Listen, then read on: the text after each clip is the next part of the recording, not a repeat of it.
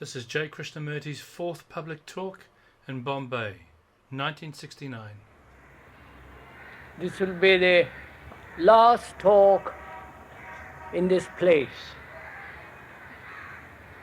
I think there is one thing that we haven't talked about or touched upon.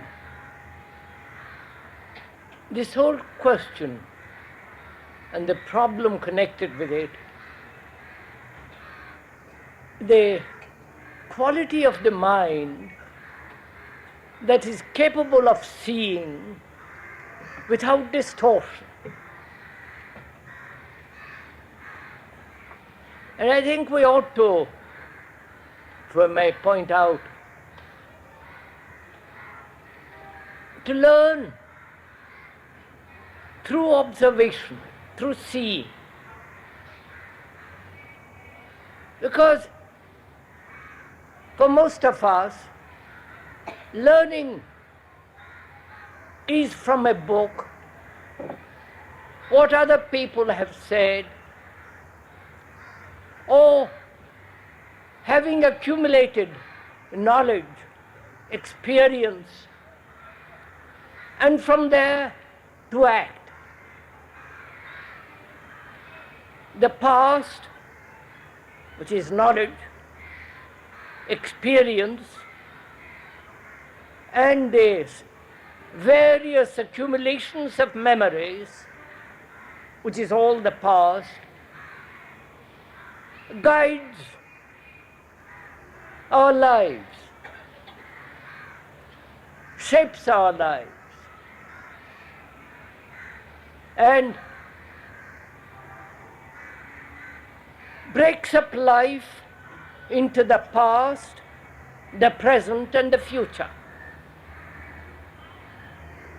The past is always acting, consciously or unconsciously, and so we divide life, the living, as the past and the present and the future. The past through the present, shaping the future. And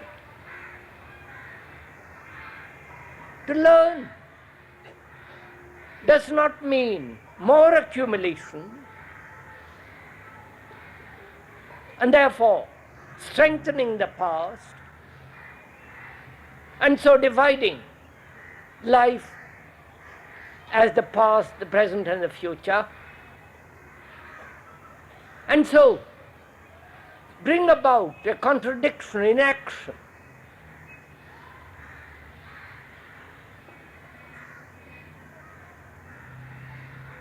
Most of us are vain people. We are very proud. Our vanity stops us from learning.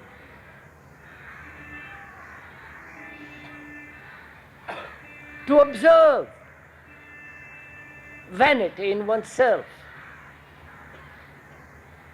and therefore understand what it is to have humility. And it's only a mind that has great sense of humility that can learn. And when one observes this vanity, one can learn a great deal by mere observation. Because what we are going to discuss or talk over together this evening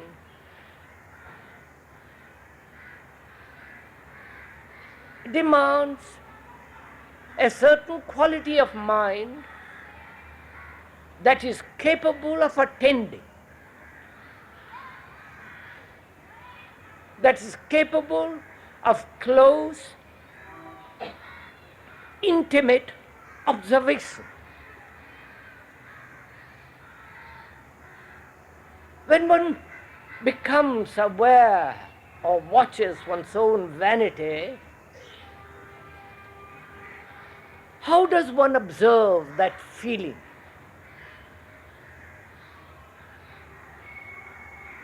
Do you observe it, watch it? Not only the feeling, but also the reaction to that feeling. Please, if I may suggest, do it as we are talking.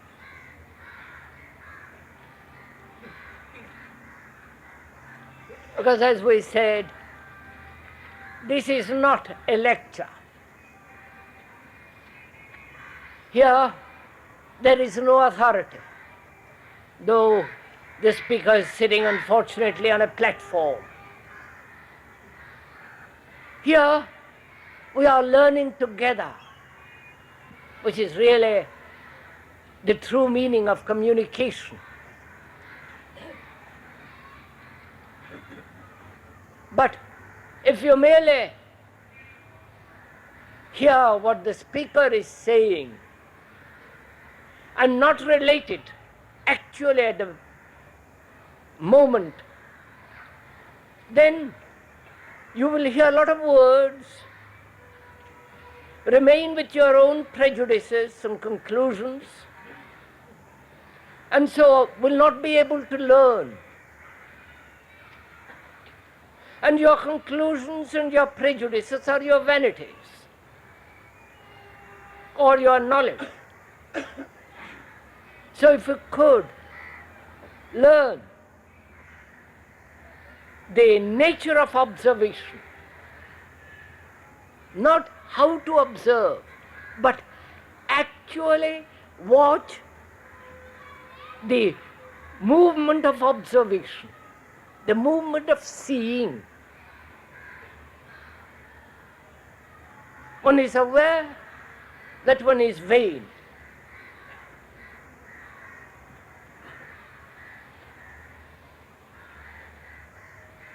As one is aware of it, watches it, there is a reaction to it.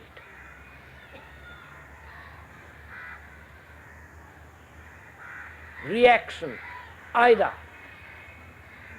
of a sense of gratification or its opposite, saying there must be no vanity. What has taken place? The observation is translated in terms of your conditioning. And therefore you are not watching.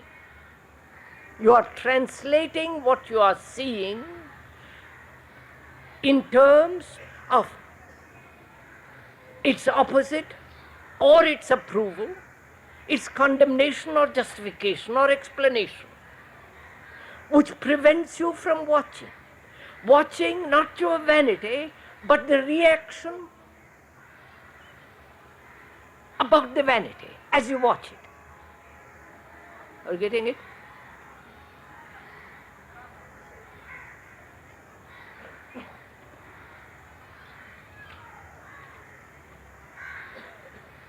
Look,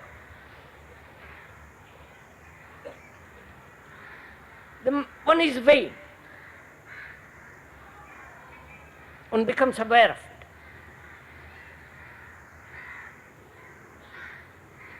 Then the instant response to that feeling is either justification or condemnation. Now watch the justification and the condemnation, not vanity. Watch the response, the reaction to the vanity. Right? Then you will see that response to vanity is based on your own conceit, your own justification, and so on. Now, if you watch that, then you will see that behind it there is an image about yourself, right? The image that you have built up about yourself. And why is there that image? Because through your conditioning, through your cultural, social, and all the rest of it, that has made you build an image about yourself as a means of security, as a means of protection, as a means of being somebody. Now, if you go behind that, you will say there is fear. So, by observing the vanity, you have discovered your reactions to it, and your reactions further reveal that you have an image about yourself, and that image is a form of self-protection, and which is based on fear. And when you have become aware of that fear, again watch your response to that fear. Either justifying it or cultivating courage. Now, if you go behind that justification or the cultivation of virtue, of courage, you will see that all this movement is based on self-protection, resistance. So, where there is resistance, there is fear, there is division,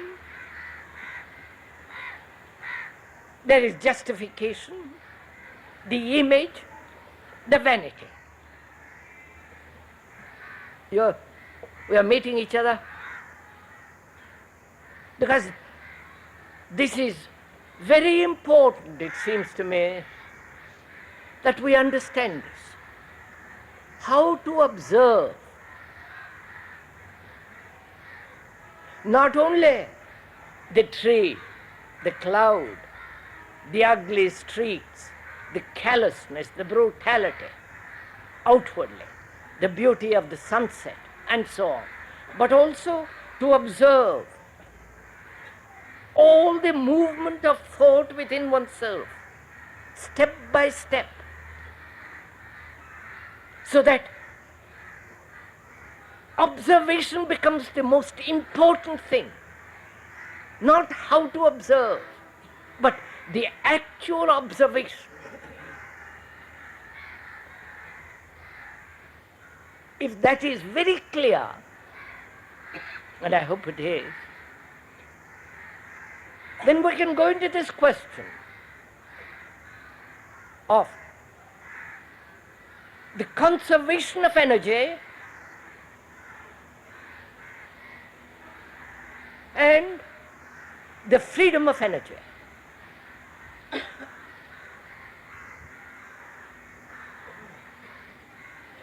Because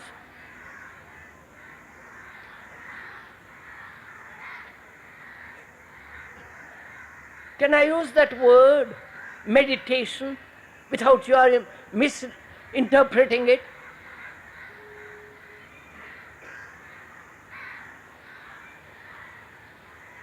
I would like to talk about meditation this evening. But don't take a posture, don't come to a conclusion, don't judge, don't say, I meditate this way and that's the only way, or that is according to my temperament and you're only talking about something else which is not meditation. But just let us learn about it. Let's find out the truth of the matter, not what you think or the speaker thinks, but what it is. What's the truth of it? So that there is no agreement or disagreement. Your opinion or your experience against another experience. So we are going to learn together what is involved in this. Because it's one of the most important things in life.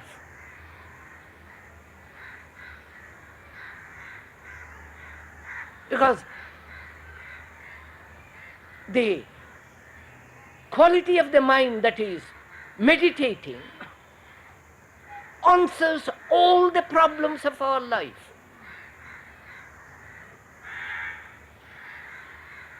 The quality of the mind, not a system of meditation, but the quality of the mind that is capable of meditating, not upon a particular subject or upon a particular desire to attain peace and all the rest of it, which we'll go into presently, but the quality of the mind that is in meditation.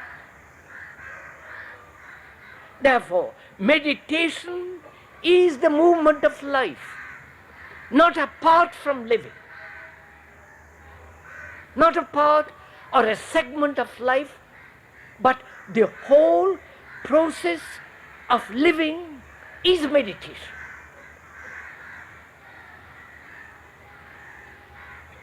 And to talk about it, to go into it very, very deeply, as we shall, I hope, one must learn what it is to observe, what it is to watch step by step every reaction and go behind the word, behind that reaction, so that the mind becomes extraordinarily clear, so that there is no distortion. And it's only then the mind can observe very clearly.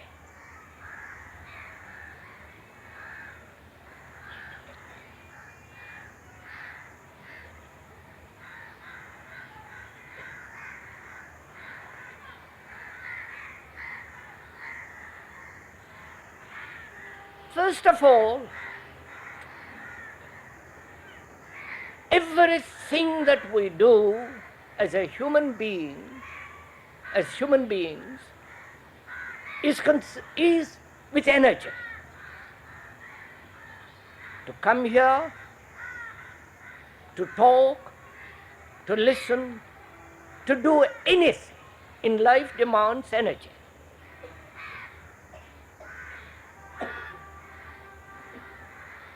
Either that energy is distorted, twisted, or that energy moves freely,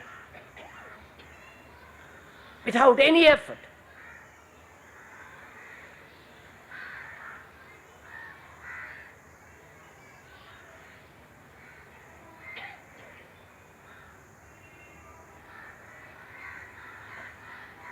Please, if we may point out, please listen to learn, not to take notes, not to repeat what the speaker has said, but to learn. If you learn, it'll be yours.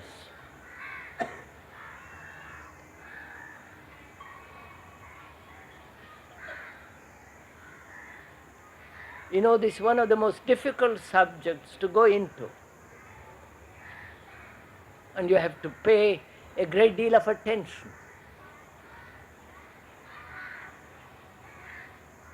As we were saying,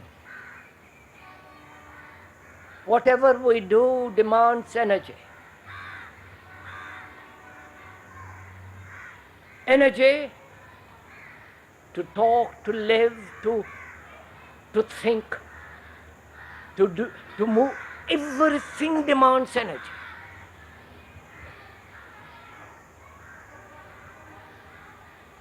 Either we conserve that energy, store it up, and then act, move, drive, function after having stored up, which what most of us do, or that energy moves freely, without any friction, without any effort, without any distortion. We're going to learn about it. Either energy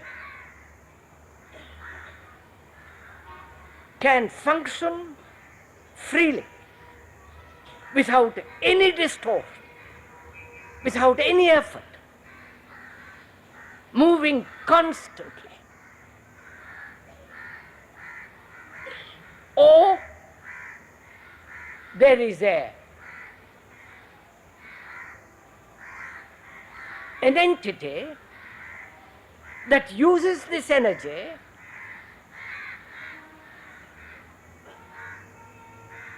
and distorts it, brings about conflict in the very act of that energy.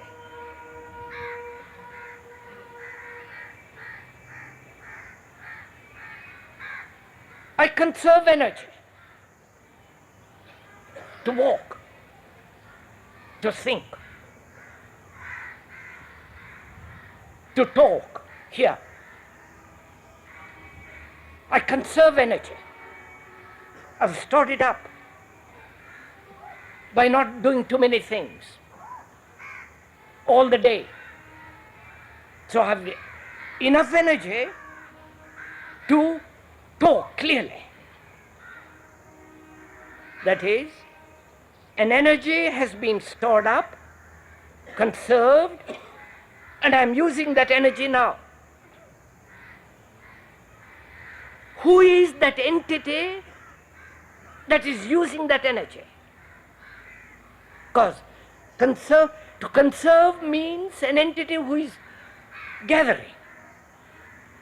You're following all this?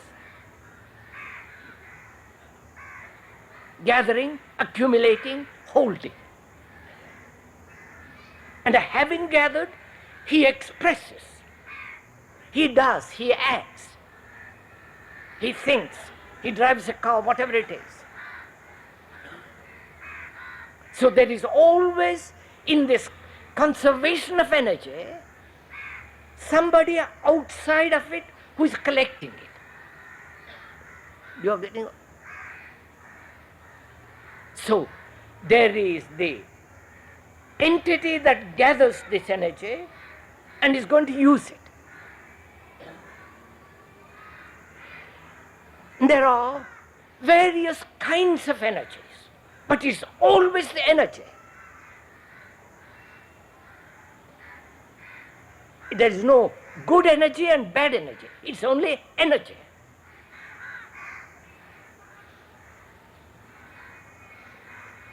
Vanity is energy. Humility is energy. Anger, jealousy, every form.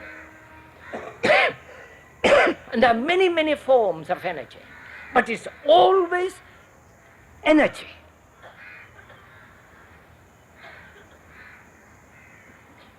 So we're going to learn whether energy can flow without any hindrance, so that there is no friction whatsoever, so that there is no effort in living, in daily living, not occasionally living, so that there is no conflict whatsoever. Because the moment there is conflict of any kind, there is distortion of energy.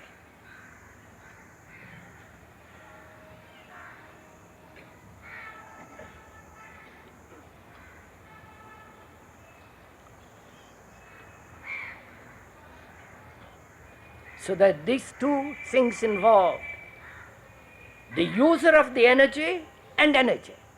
And the user of energy is also energy.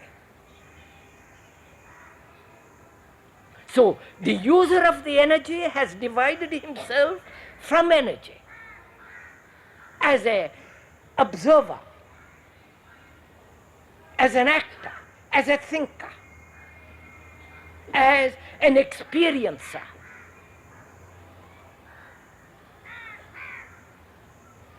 And he acts, drives, does everything as a separate entity who is still energy, only has divided himself apart from the whole movement of energy. All right? Are we meeting each other?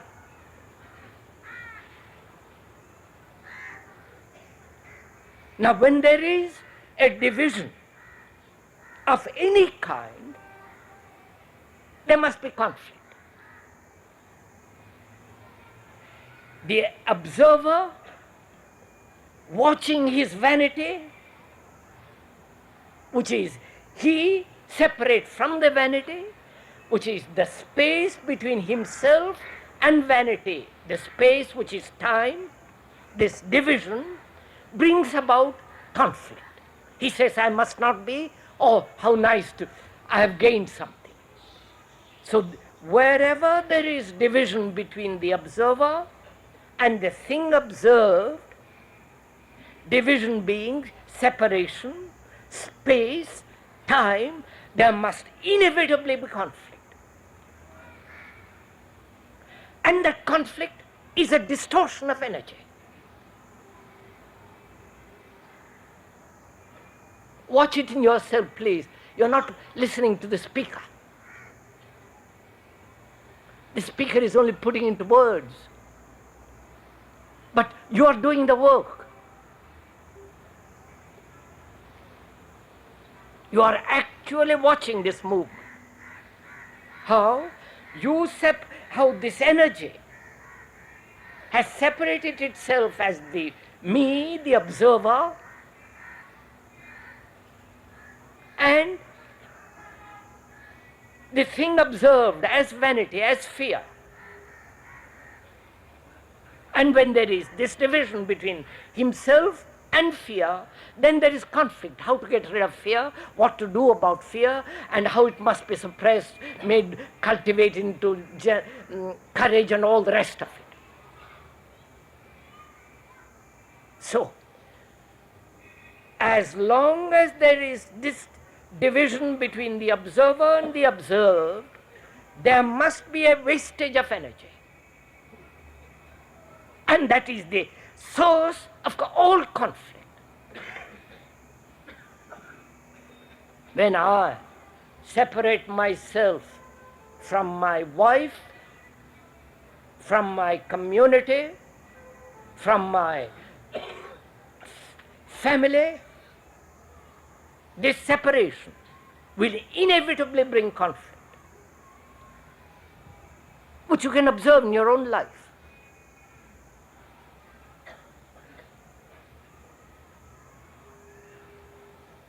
And this division takes place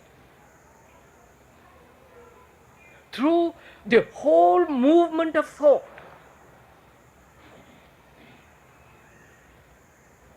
Because thought, as we said the other day, is seeking security. The brain cells themselves demand complete order, complete security, otherwise it can't function normally.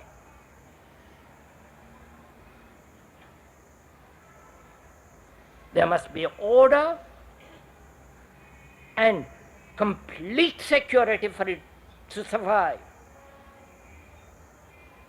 And so, in seeking security, thought has built this entity called the me, the observer. And the observer is the past, which is accumulation of knowledge, experience, tradition, and all the rest of it. So when he observes as an outsider. So he and you are different. He and his wife are different. There is a space, time interval, a gap which divides. When you call yourself an Indian, whatever it is, separate yourself, and another also separate himself with his nationality, the two nationalities must inevitably bring about conflict. And the desire and the safety in nationalism is to identify oneself with the greater. Identify yourself with an idea called India, with a particular flag. And this identification with something larger gives you security. But this very desire for security and having security in the nation brings about war, which is its own destruction. You're getting all this? You must. Please, you must get this. Because what we are going to go into presently needs a sharp, clear perception. Not agreement, but your perception. You're seeing the thing actually as it is.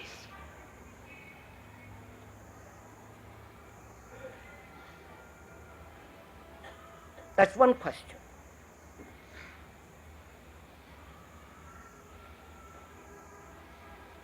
And as long as that division exists, life becomes a battle. As you can see it in yourself, in your life. The daily living is a battle. Though you want security, it's a battle. And therefore destroying the capacity of the brain to function extraordinarily clearly. And to function extraordinarily clearly, there must be order.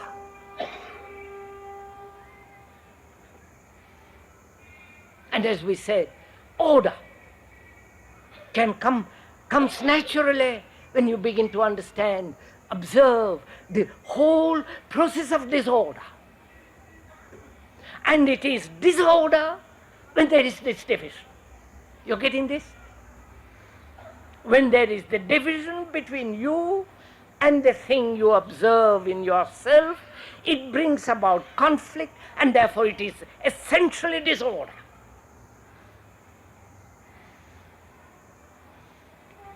So the problem then is, this energy that has divided itself as the me and the not me, I and you, we and they, my nation and your nation, my God and your God, my belief, and so on, so on, so on. The energy has divided this. The same energy that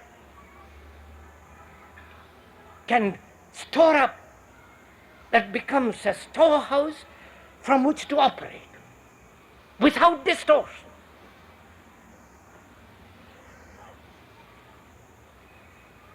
It's here.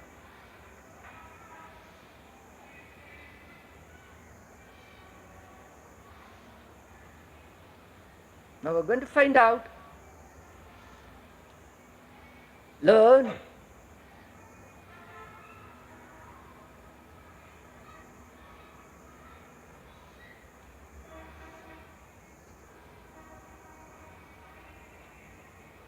the reason.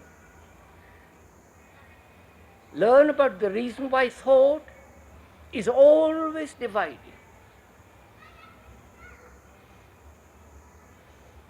Because it's thought that has divided the observer from the observed.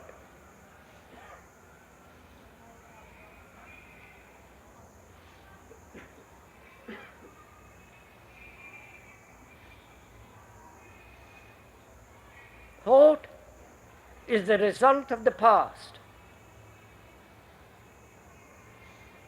The past, with all its memories, ideas, conclusions, associations, accumulations of knowledge, the past will inevitably divide.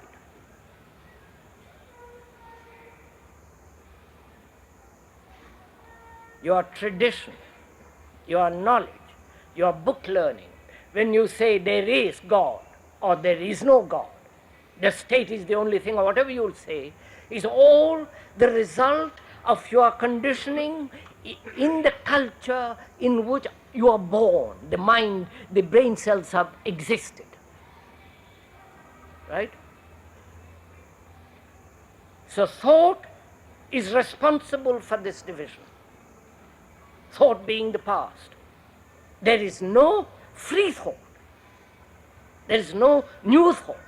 Thought is always the past, from the past. So the question then arises,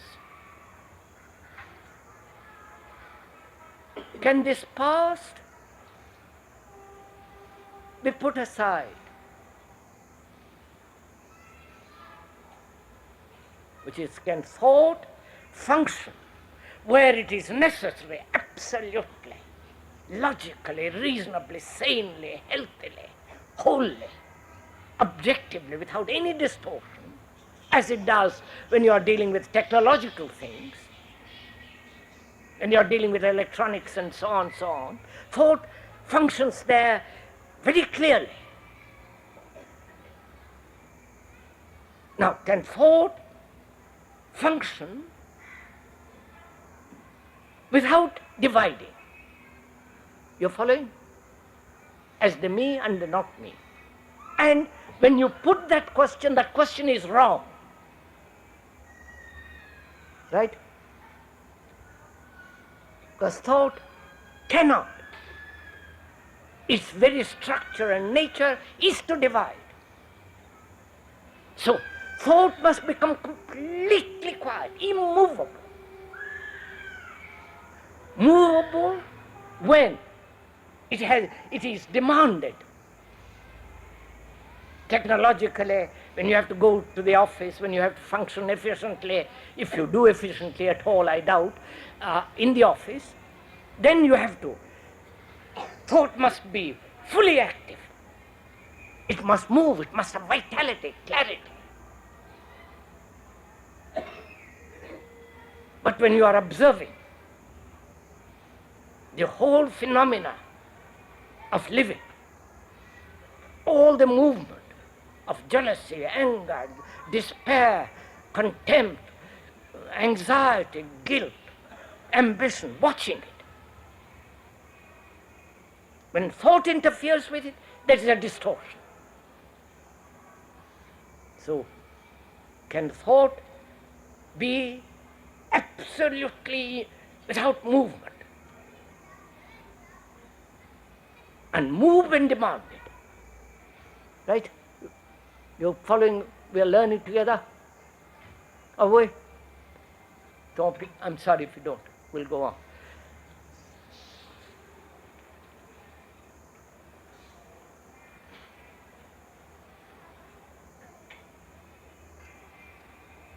Now we're going to watch, learn by observing whether thought can be completely still, immobile, so that you see things as they actually are. Not thought seeing, not you as the observer see, but actually see as the scientist does through a microscope and says this is so. And other scientists can look through that same microscope and say this is a fact. So that there is no interference of prejudice, of conclusion, of previous knowledge. There is actual observation.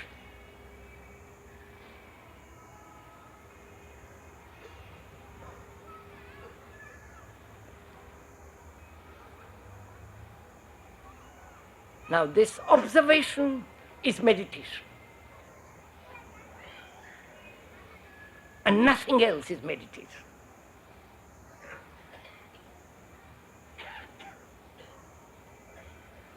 So that there is an observation without any distortion.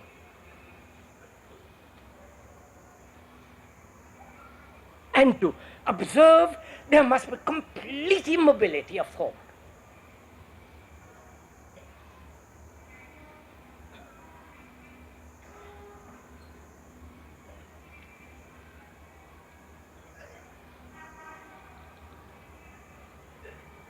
Can we go on from there? We are communicating with each other.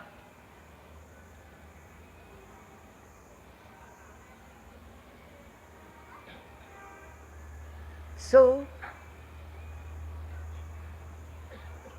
any system, any method, how to meditate is completely out. Because all that implies the dualistic process of thought. The me, the observer, practicing a method in order to have peace, to have vision, to have God, to have God knows what else. So, when we are concerned with observation only, then systems, methods, all that disappear, put aside completely. Are you doing it as we are talking?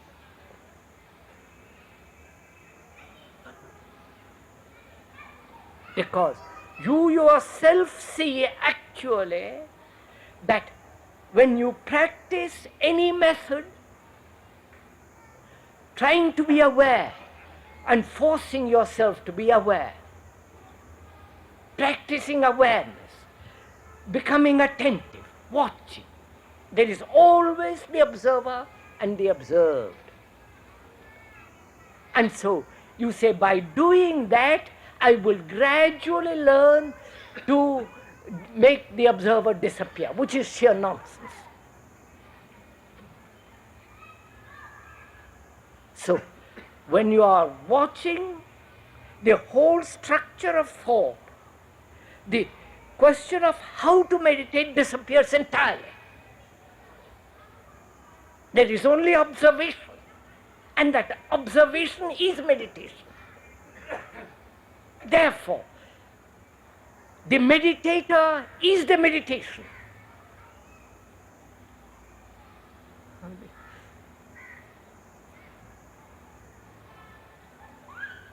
So when you put aside method, systems, goals, achievement, wanting visions, and visions are one of the easiest things to have. You know, there are schools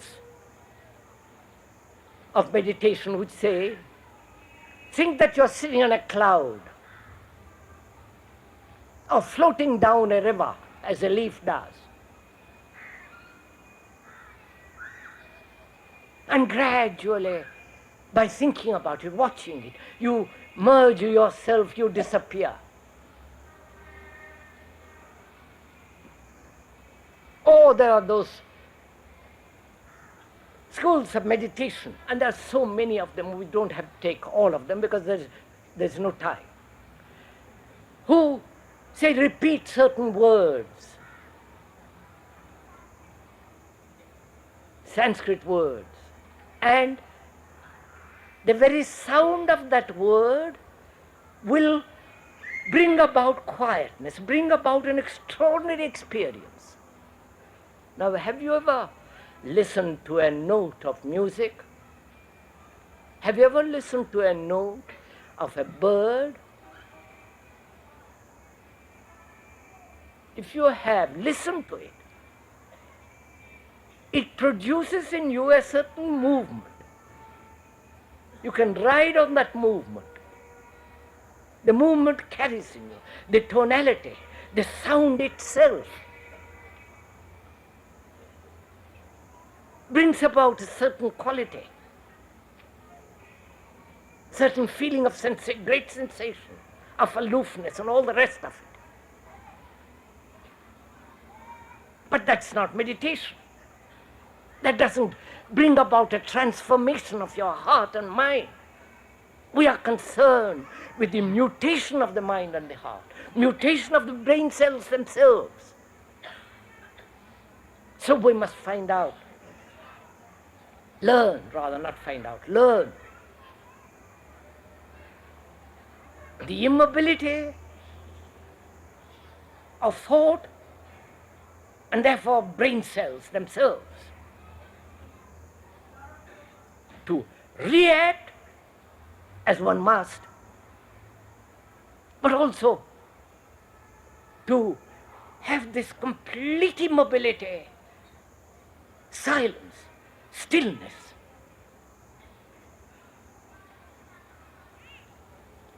Which is the same energy which moves and which is still.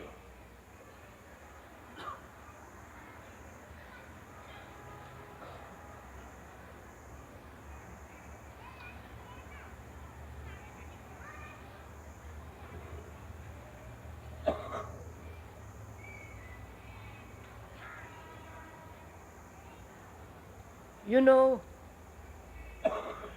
immobility, this motionless attention,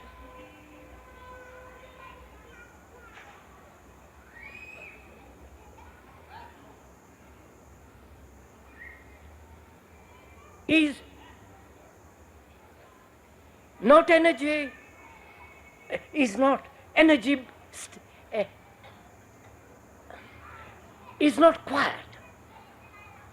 It is tremendously alive. You know, anything that is moving very rapidly, it appears still. Have you ever watched a hummingbird? Oh, you don't have that bird here. Sorry. Have you ever watched a small bird moving very, very quickly, and you hardly see its movement? By looking at it, you think it's very still. So we are talking of an immobility which is extraordinarily active, which is extraordinarily alive, moving, and therefore appears immobile. We're going to learn about it. Not from me, from the speaker. He has nothing to teach you.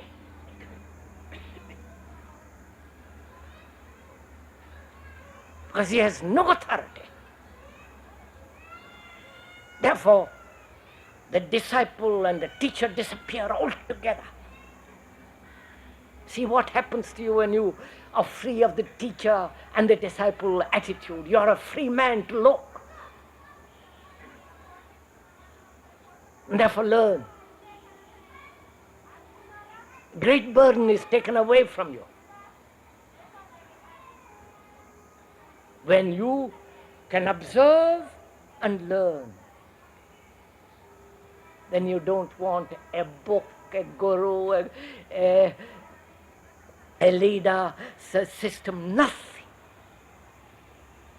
That is the real sense of freedom.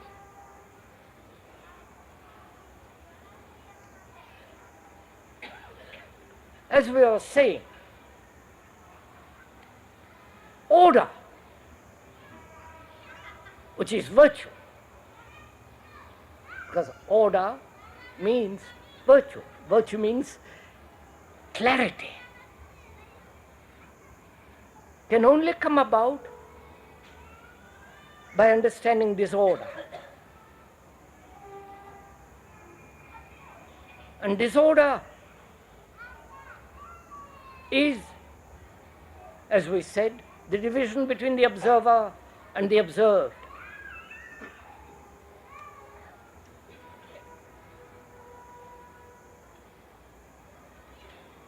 And discipline implies learning, not conformity, not adjustment, not imitation, not compulsion. Learning. So where there is learning, there is order. Where there is following, there is disorder. Whether you do it politically or religiously. Where there is any following of a authority or of an example or a principle or an ideal or a memory, where there is any kind of following, there must inevitably be disorder. Where there is learning, there is freedom. And that freedom itself is order. Please, you have to have this in your heart, not in your little minds.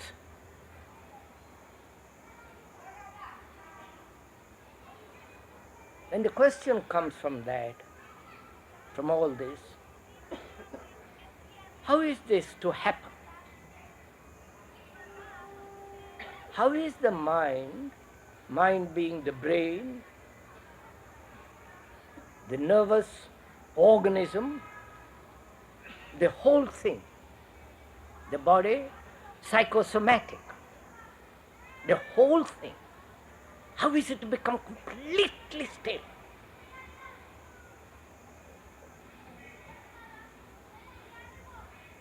Right? I'm sorry, when I use the how, it is not the method, it's a question mark.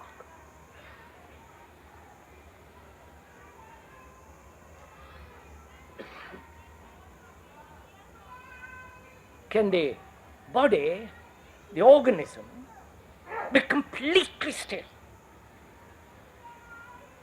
Not through compulsion, not through forcing, not disciplining it. All that implies effort. Effort implies a division. The higher self holding the body or changing the body, trying to control it, all the rest of it. Where there is division, there is disorder. So can the body, the organism be completely still?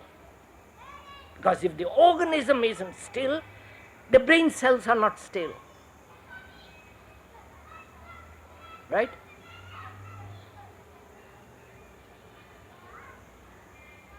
What is sensitivity? Please follow this. What is sensitivity? To be sensitive. Not only to what is taking place around you, but also inwardly sensitive.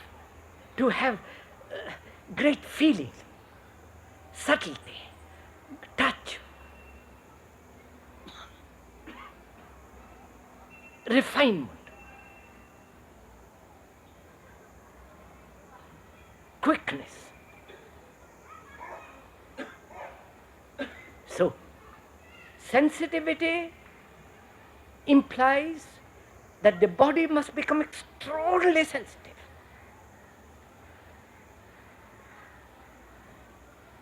And when it is sensitive, it will inevitably be still.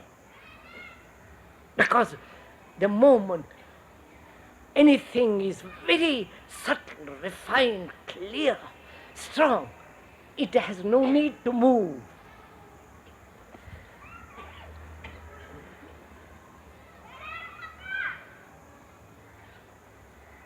You've understood this? Now watch your bodies. Be aware of your body. See what you do with it. What have you done with it? Forced it, driven it. Indulged in various forms of appetites. Indulged, sex, overeating, undereating, eating the kind of food that your palate tells you, hot food, and so on. So the body has lost its own intelligence. You're following all this? And because it is not intelligent, it is restless. Therefore, it's not sensitive. The body has its own intelligence, its own sensitivity. But thought, the pleasure of overeating, overindulging in various forms of pleasurable things, naturally coarsens the body. So if you see that, see it, not discipline it. If you see that, the truth of that, then that very sensitivity becomes quiet, brings the body to quietude. Right? You've got this. Is this clear? Please.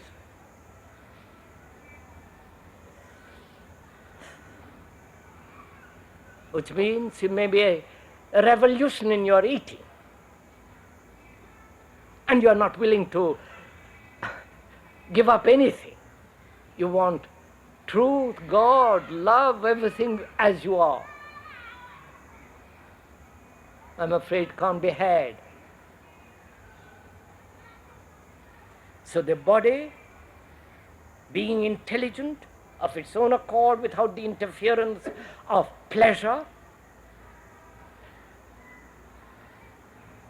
has its own sensitivity. And therefore it becomes extraordinarily alive and therefore quiet. Right? There is no forcing the body. That is, when it is lazy, to allow it to be lazy.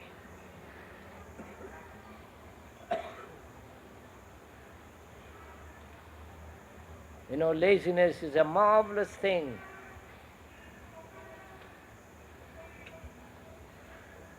There's nothing wrong with being lazy.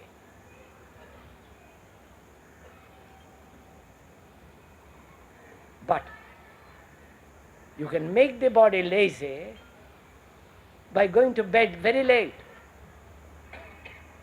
Then you are interfering with the processes of the body. And when it's tired, it is lazy. Why shouldn't it be? You're getting all this. We can go into this much more in detail, but it's not the point. So the body, with the nerves, with the brain, becomes extraordinarily sensitive and therefore very quiet, without any force, without any dictation of thought saying it must be still. When thought says it must be still in order to find out what truth, God, or how to observe, then there is conflict. Then there is resistance on the part of the body. In the same way when the thought wanders, watch it. Not as an observer watching thought wandering.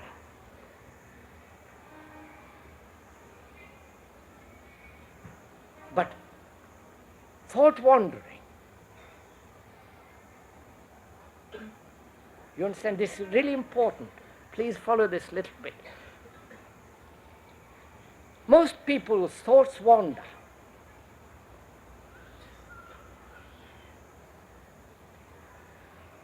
But obviously one see why. One has got into the habit of it. Then you will say, how am I to stop that habit? I want to have a quiet mind. How is caught in a habit? How is that habit to be broken? See what has happened. You are already separate from the habit and you are asking how to break that habit. Therefore, in the breaking of the habit, there is a conflict, right? And you are back again. But if you watched, not separate from thought which is wandering, but watch the movement of wandering.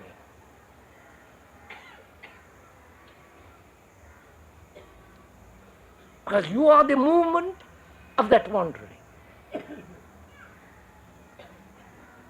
Then thought becomes extraordinarily quiet.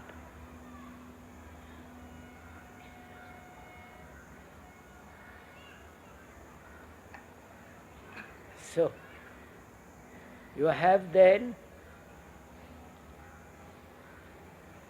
a mind without any conflict, without any distortion. And that is absolutely necessary to see what truth is.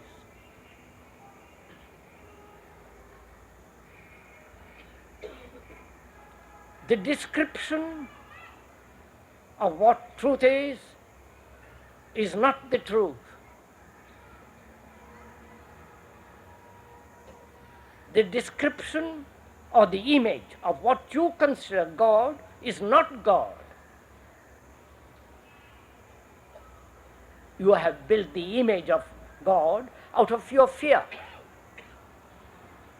and which you worship it, which is your own projection, which means you are worshipping yourself. And that is the process of the devotee. You getting all this? So, now all the image about yourself and the image that you have projected have gone. Because thought is completely quiet and the body is completely still, absolutely still. And that there is the immobility of the whole structure of the brain, the body, and the whole of this mind. See how we have come to it very simply. Nobody has taught you. You, by observing this, you have come to it. Happily, easily, naturally, without any sense of friction.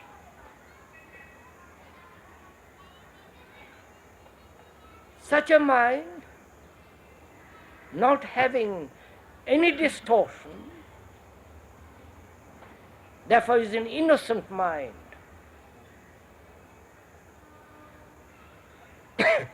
Innocent being, incapable of being hurt. Therefore incapable of resistance. Moment there is resistance, there is you and the not you, the observer and the observed. Please see all this. So there is no resistance. Therefore the mind has this extraordinary quality of complete innocence. Though it has lived 1,000 experiences, 1,000 tears, 1,000 agonies and despairs. Each agony, each despair, each tear is seen immediately and acted, not carried over. And therefore, the mind becomes extraordinarily alive.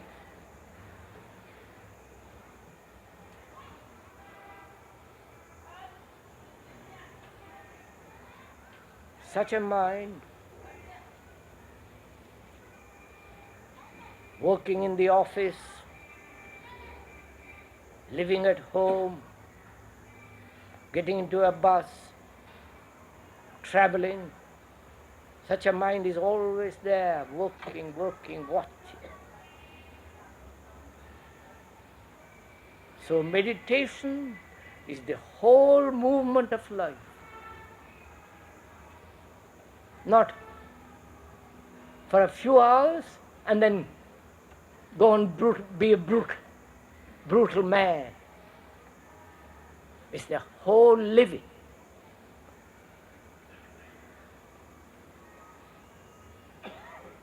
Then What is there for such a mind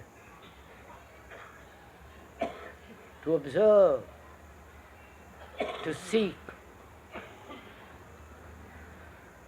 You understand my question? What is there for such a mind that is completely innocent, completely, that has no quality of resistance whatsoever? What more?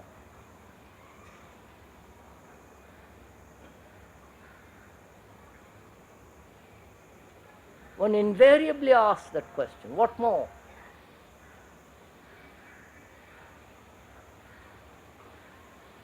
You know what it means to have a mind that is incapable of being hurt, that has no resistance?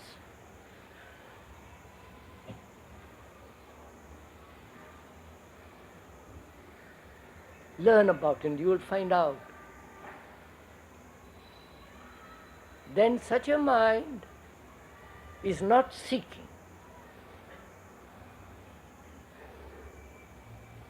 Doesn't demand any experience.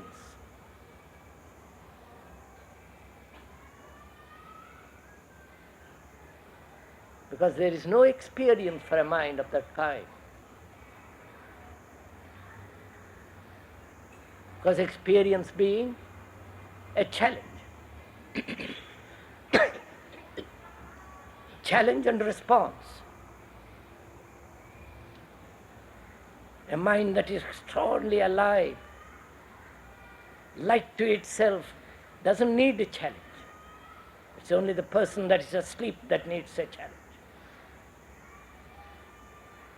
So there is that mind, completely immobile, still, and the heart that has that quality of love.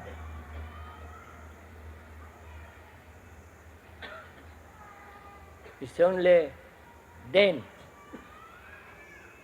one can go, it's only then that there is a different dimension altogether.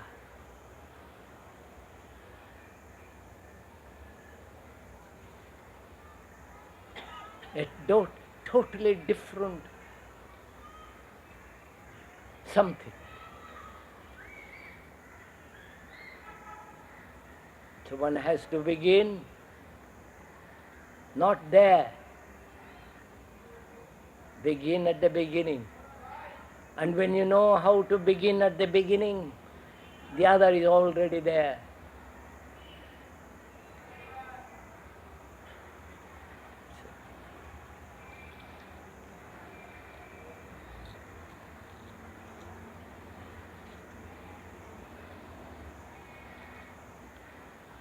Would you care to ask something of what we had talked about?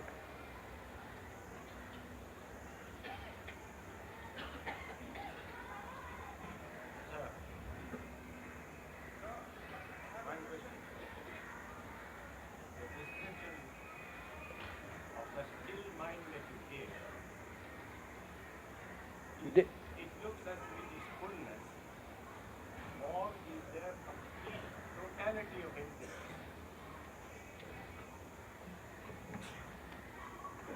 The questioner asks, the description that you give of this mind, is it the totality of emptiness?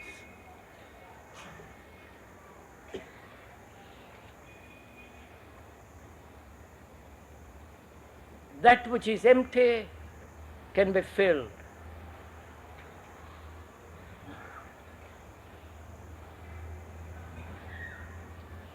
And you want a description, you are going by the description. And the speaker said, the description is not the described. Which means that you, if you will forgive me, you haven't learned. You're going to be satisfied by a description. So that which is full is empty.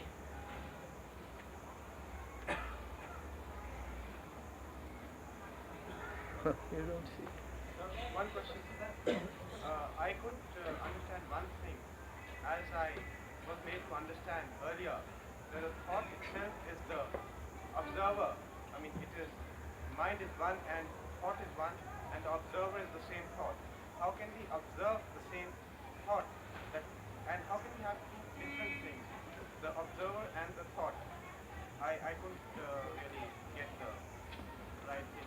I mean, how can the same thought be observed by the same thought? How can the same thought observe itself? Yes, if that is what. Yeah, what was meant. that's good enough. May I? How can thought observe itself?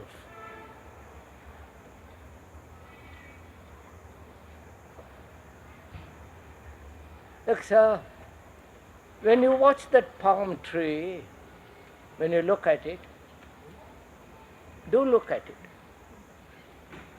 When you watch it, what takes place? You name it, don't you? You say that it's a palm tree. The naming is out of the past. The past interferes with your observation, the naming, the botanical knowledge of it, the utility of it, and all the rest of it. So, when you observe, the past interferes. The past being thought, the accumulated knowledge which responds as thought, which is verbalized into the palm tree. Now, can you look that palm tree without the past?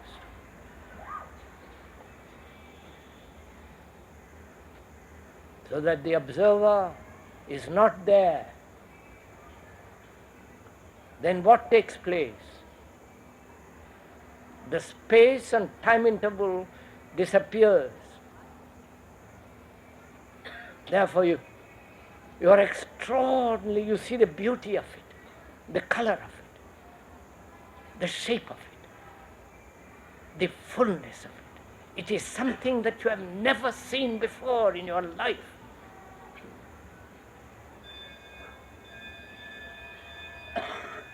Now, the same thing can you watch your wife or your husband without the image that you have about her or she has about you.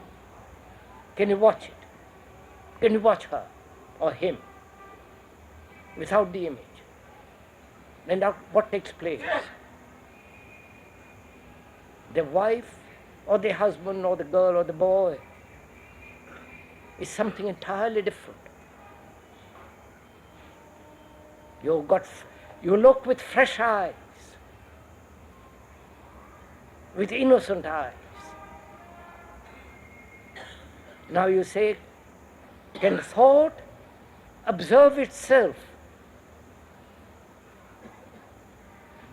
without the observer? Right, sir? Because the observer is part of the thought. The observer has been put together by thought. Obviously, the ego, the me, is a bundle of memories, bundle of associations. It has no reality. But thought has made it into reality in the sense it exists as me, and that me observes. And hence the division and the conflict and all the rest of it. So can thought watch itself in its movement? Thought watching itself.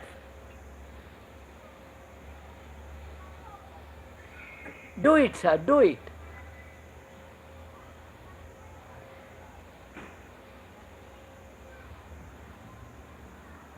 When thought watches itself, there is absolute quietness to watch.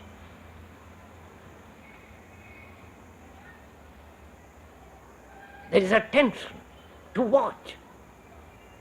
Attention which is not put together by thought. Therefore, it is not attention and inattention. When inattention wants to become attentive, then it is the way of thought. Then there is conflict between inattention and attention.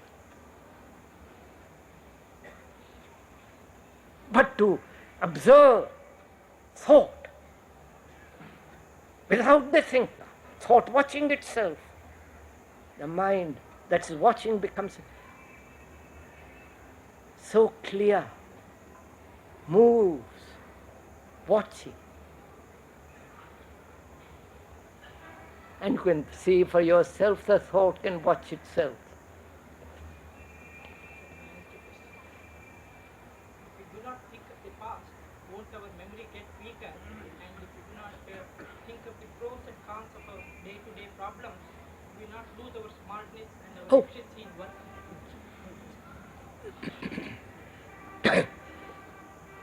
If we don't think of the past, if we don't let the past help us, won't we become rather feeble?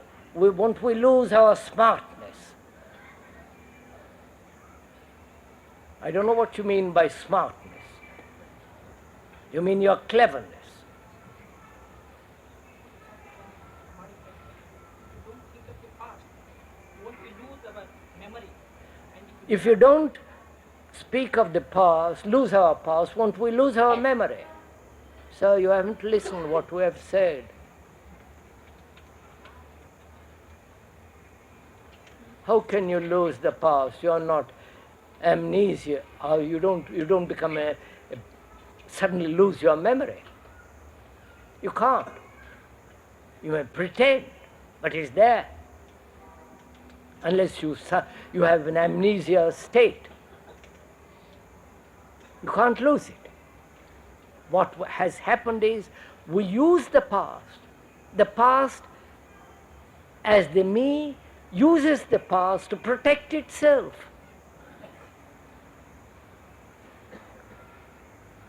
So, the past, thought is using the past when you go home. Otherwise you wouldn't know where you would live.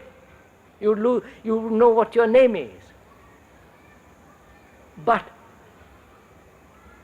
when that same thought tries to find out, tries to operate in the non-dualistic world, that thought brings about conflict. Therefore, the question is, can that thought be utterly quiet, which we went into?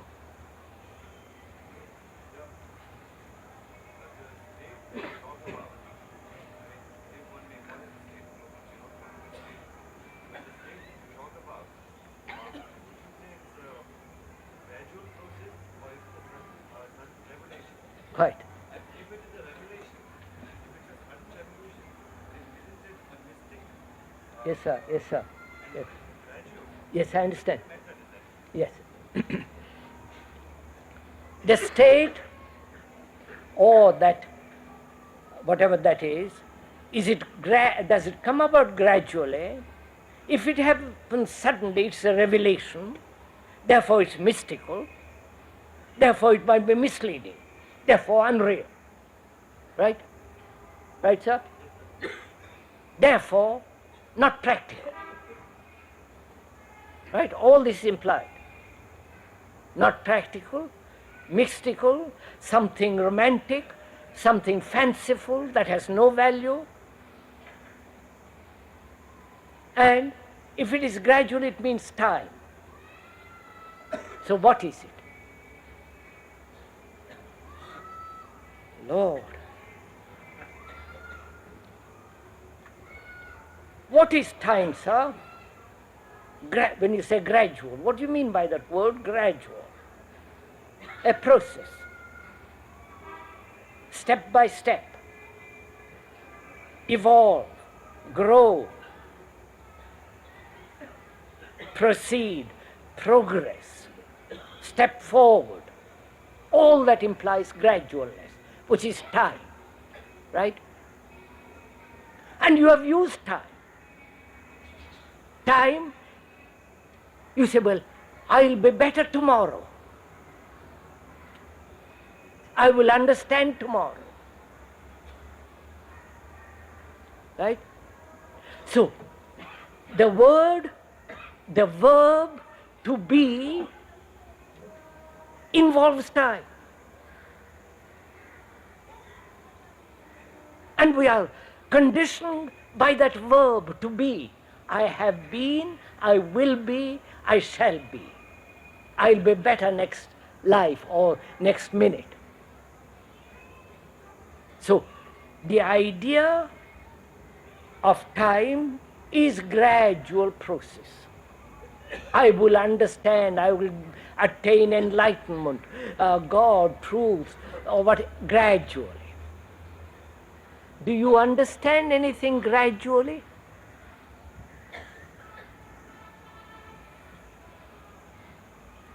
Do you understand the poison of nationalism gradually? Do you? Fighting war after war, killing each other, separating each other gradually. And you have done this gradually for the last 5,000 years. Have you understood through gradualness the poison of separation of nationalism? Of course not. Either you see it instantly or you don't. And you don't because you're frightened what will happen. Because you have sworn allegiance and all the rest of that nonsense. So, to see is to act instantly. And that's not a mystical state. It is the most practical state. When you see a snake, you don't gradually see the danger of it. No, please, sir, look what is involved in it. You're loved. What is involved in it? There has been conditioning for centuries upon centuries that the snake is dangerous. That has conditioned you. And that conditioning responds instantly when you meet a snake, which is the natural form of self-protection. That is intelligence, not fear. It's intelligence that operates when you see a snake and you recoil, go away, or do whatever you do. Now, you don't see the poisonous nature of nationalism. I'm taking that as an example, silly example. Why? Because you have been conditioned by propaganda, by waving of the flag, everybody talking my country and your country. And at the same time, if you look at it very closely, the danger of it. You're destroyed. When there are divisions like this, you'll have less food, less clothing.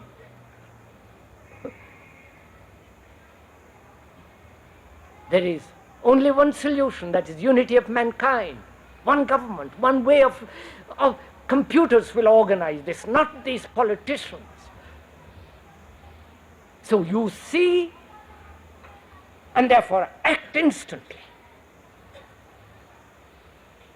And that is the most practical thing to do. And therefore, the thing that we are talking about is not some kind of mystical, romantic, fanciful state, but it is intelligence, direct perception, and therefore action. all the time, perception and acting all the time, so that there is no interval between the two.